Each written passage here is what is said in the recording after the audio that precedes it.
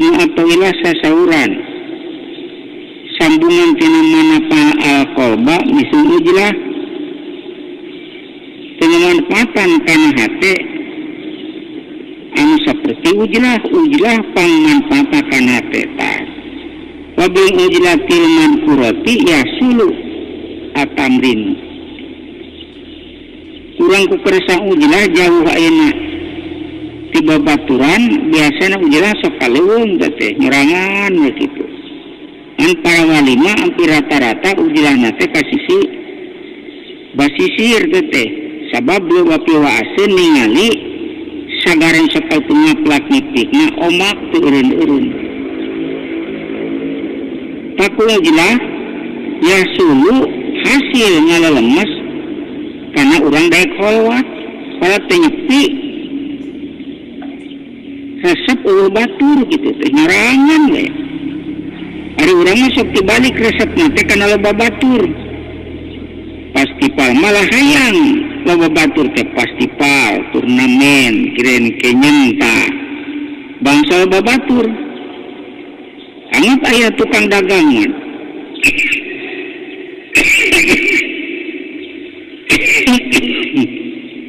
mah tukang dagang mah udah gana berkilat bertingkat berpangkat teh kudu loba nu meuli entak hampir rata-rata betah di pasar we ari kholwat mah nyerangan ngalah supaya urang tong loba titingalian ayeuna ku saca ayeuna ku mana bisa ngareupkeun ka mana panjang nu dibaca dikir la ilaha illallah bisa ngedakeun la ilaha illallah manahna ningali ka makhlukan nu loba kabeh taat ka ilah makhluk nu seueur teh lain ukur sakada nu katingali sakampungan sadesaeun sakacamataneun sakabupaten sauhugil mubin kabeh taat ka ilah ilahna hiji ngaliputan malum sakitu ngaplak pita diconongkeun manahna supaya kadinya mata kholwat untuk loba nu ngagembang alatihia adu arkani toriki anu ujlah teh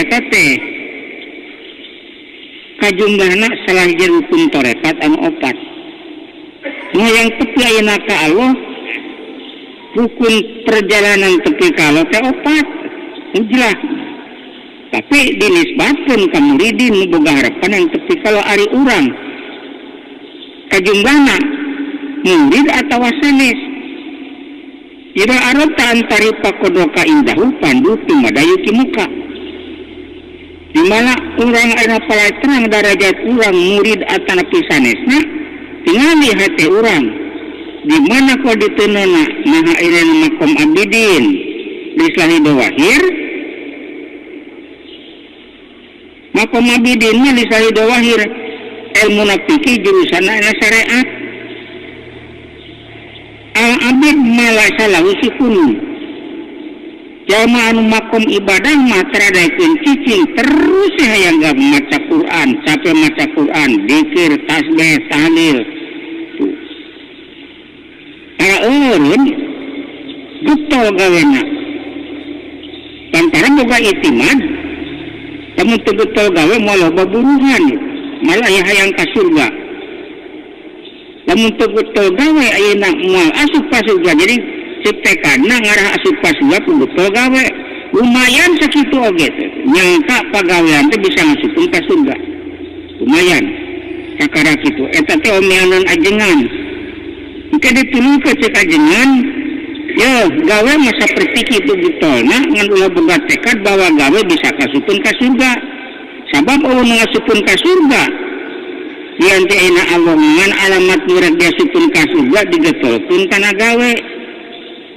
sing getol ayeuna kana ngaos mun hoyong gaduh pangartos jadi gaduh pangartos radang getol kana ngaos cek tekadna teh tah omeaneun ajengan cek ajengan ya ayeuna sok getol saperti kitu ngaos teh mingguan jeung bulanan ngan ulah ditekadkeun bahwa ayeuna ngaos bisa minterkeun alamat murad dipinterkeun ku Allah da alam minterkeun alamat gerak dipinterkeun ku Allah didaekeun ayeuna kana ngaos.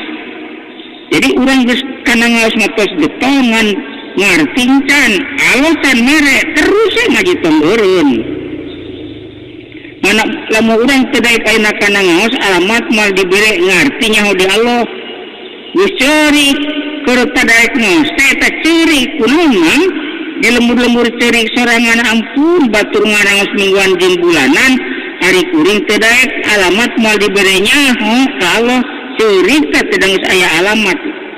Kira-kirana aya jalma anu tara ngaos ceurik.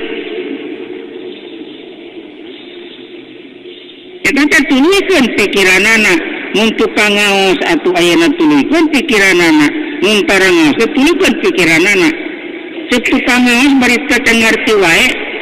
Alhamdulillah kual hidayakeun hadir kana pangaosan mah ngan dibere ngarti alamat rek dibere ngartina. Mungkin kual dibere ngartina.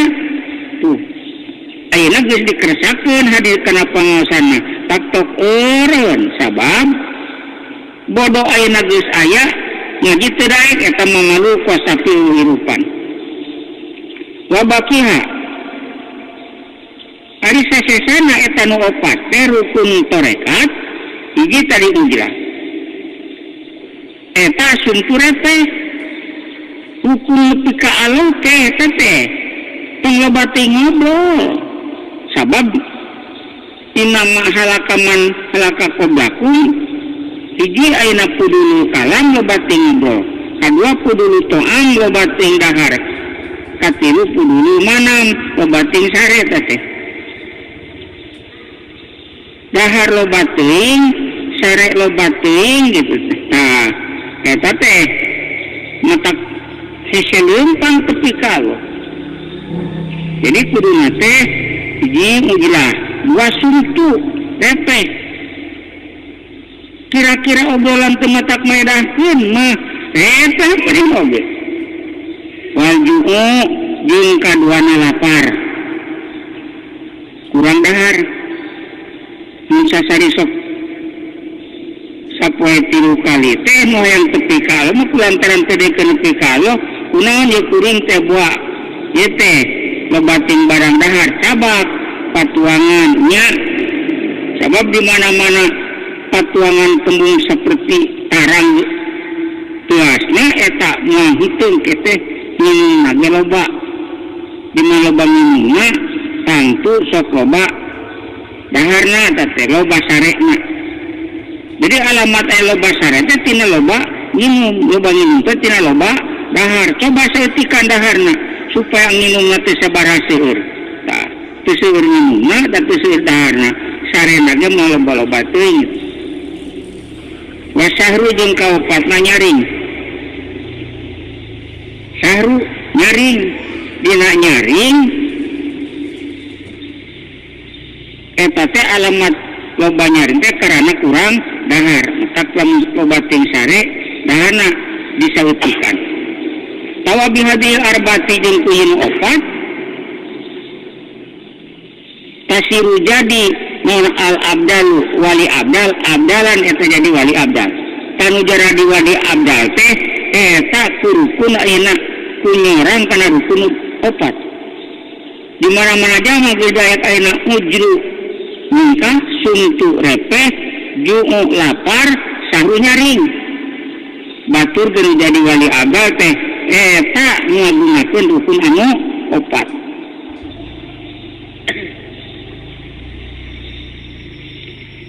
Pamahada ditutur eta kitu teh kulis itu hada eta pihak murid dina hakna jaman boga harapan hayang tepi ka Allah. Eta teh hak muridin kitu teh. Muridin manu hayang dugi ka Allah eta pada mulanana teh kitu teh. Teu pati campur teuing malah nyerangan. Teu loba teuing ayeuna ngobrol, teu loba teuing dahar jeung teu loba teuing sare. Muridin hari urang geus aya harapan yang dugi ka Allah teh acan di mana can aya harapan dugi ka Allah can kajumlahkeun murid urang teh. Jadi ahli dohir mah al iman wahyu batin mal yakin. Ahli dohir teh mana sota ningali sota nu ieu ningali kana rupa pare montok mun di sawah muka tinggalin teh montok pare koneng pare rame kota Tasikmalaya ari dohir teh eta teh mal iman paling ge ahli dohir mah mun boga tekad kieu ieu pare montok teh Allah ngomontokeun sablain pare bisa nyeun montok. Jadi yakin atuh Allah aya karana ayeuna ieu gawena ngomontokeun pare kakara iman eta teh. Ingat teh kana montok pare nu katingali montok pare teh ingat kan ngomontokeun iman tak ahli dohir nu katingali makhluk ayeuna aya asalna jadi aya ieu teh mun katingali aya ieu teh aya nu ngayakeun itu iman. Ningali aya ramena aya dunya nu aya di dunya katingali ngan teu inget ka nu ngayakeunana teu inget ka Allah ge imanna mun sasari ayeuna sok inget ka nu ngayakeunana sanajan nu ngayakeun kan katingali tapi ieu teh nu ngayakeun percaya ayeuna Allah aya kakara iman ngan di mana teu inget ka dinya imanna keur eueuh.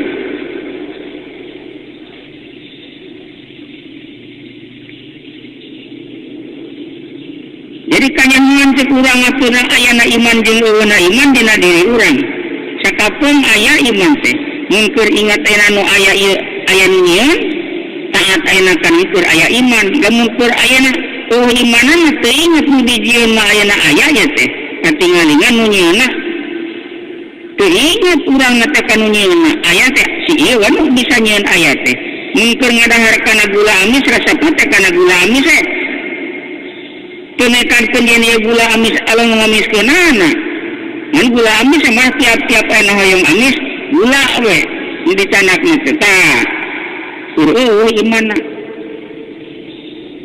aladi yasluku anu ngama ieu ladi muridin anu ngama binafsi ka awakna itu ladi kudina sorangan muridin anu nyorang kana jalan ku sorangan jadi teu boga guru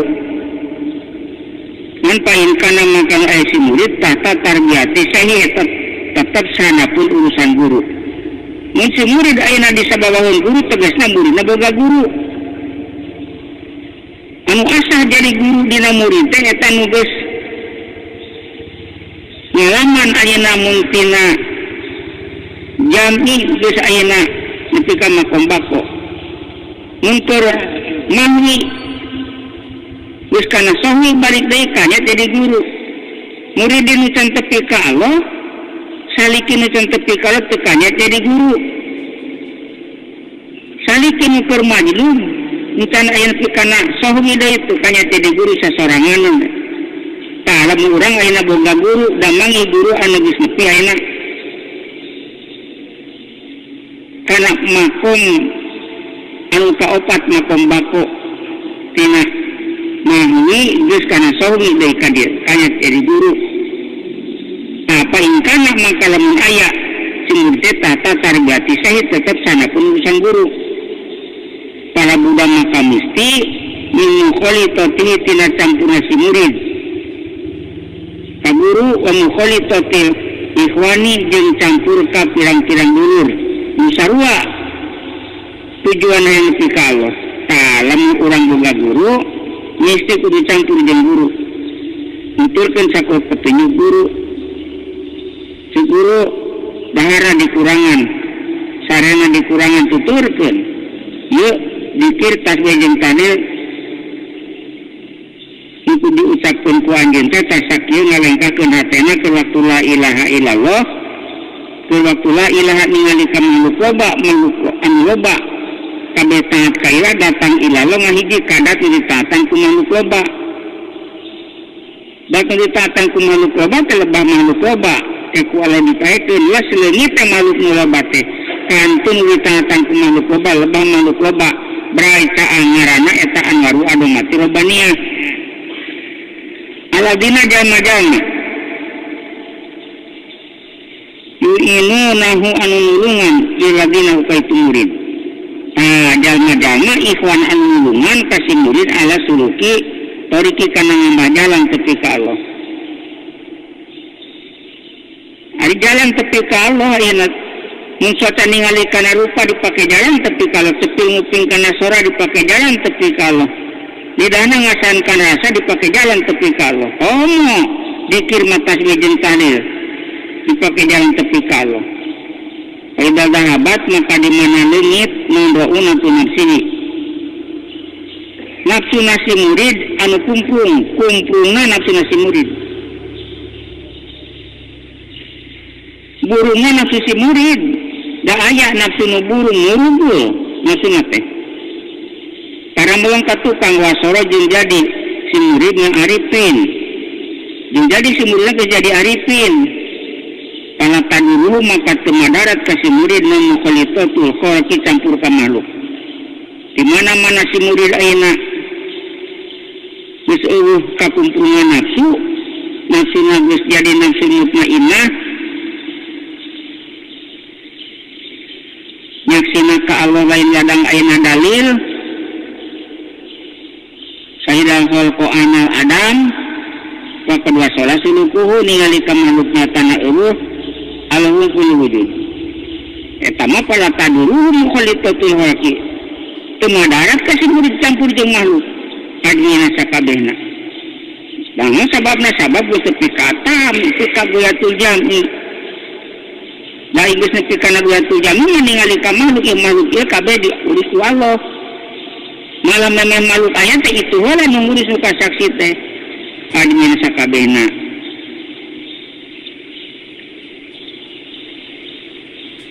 Dia nahu kana si murid dina idin nalika itu sorangan arifin karena si murid di mana nagus jadi arifin layaran kata ningali si murid belok kalian maka ningali lian Allah arifin nagus tenempolian Allah jalma anu ditaikeun ku jadi arifin geus ningali lian Allah. Dina makom koba kosen Allah nu wujud makhluk ayeuna makhluk kasaksi ayeuna Adam Allah kasaksi wujud dua ingatan tanggus nalika kitu layaro werowo ningali kalian Allah.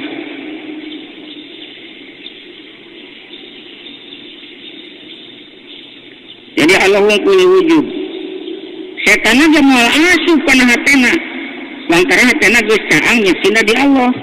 Sabari setan mah sifatna poek. Ari ayeuna uningan di Allah sifatna itu caang.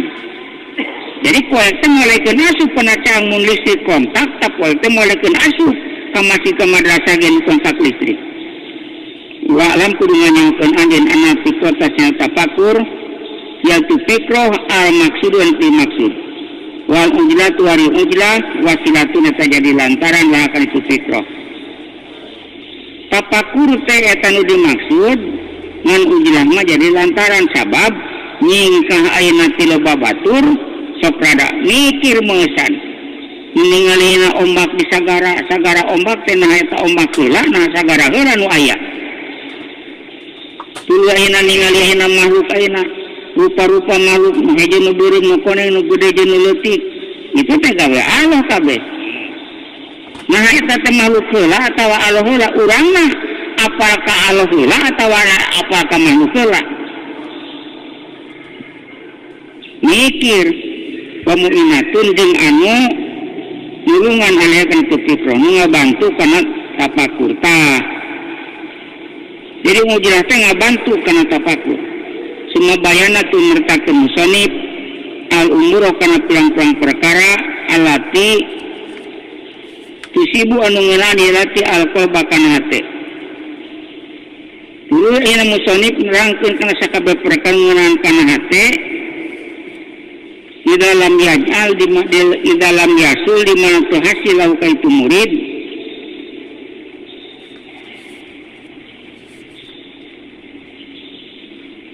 non tathiru dibersihkeun dijelaskan ujilah di mana hasil membersihkan hati ku ujilah di mana ujilah ayeuna hati ku wae kebonan sawahan pasaran pasiran teu hati ta ku musannif dicaritakeun urang teh teu bisa hasil dina hati bersih ti kebon bersih ti pasar ti pasir tina diri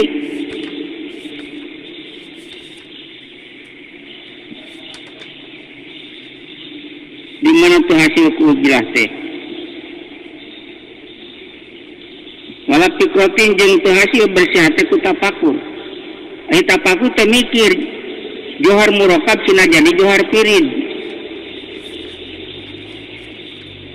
Lamun ningali galunggung sakitu gedena coba piridkeun, kebutuhan tebak wastipung. Tiup halikun kudu saya lebah gunung galung teh naon sadunya kabeh. Asalna ayeuna eueuh jadi ayat tingali eueuhna. Mun keur ayat tingali ayeuna nu ayat teh kebutuhan ka wastipung halikun kuruse di mana geus kebutuhan ka wastipung halikun kuruse eueuh naon-naon bae dilebah ieu makhluk saking praktikna teh murca anggungkul. Pinu ku apal sa apal Allah ngamajukeun tina leutik kana gede. Minahkeun tina leutik, minahkeun tina hejo kana beureum. Isar kabeh uyak kabeh mun beurang ayeuna maju ti isuk nepi ka beurang ti beurang ti ka burit. Peuting ayeuna maju nu ka beurangan ka peutingan maju kabeh ge. Itu teh lain jieuna maju tetapi Allah ngamajukeun. Pinu ku apal. La ilaha illallah. Tunu berbuat eta kecuali Allah. Tu bersih ayeuna ku tapakur kitu teh lantaran hatena kebonan, sawahan. Masuk si hate, masuk si sawah kana hate. Masuk aya si kebon ayeuna kana hate. Kabeh nu aya asup kana hate. Musonib nyaritakeun di dieu karupa-rupa perkara nu ngeunaan kana hate.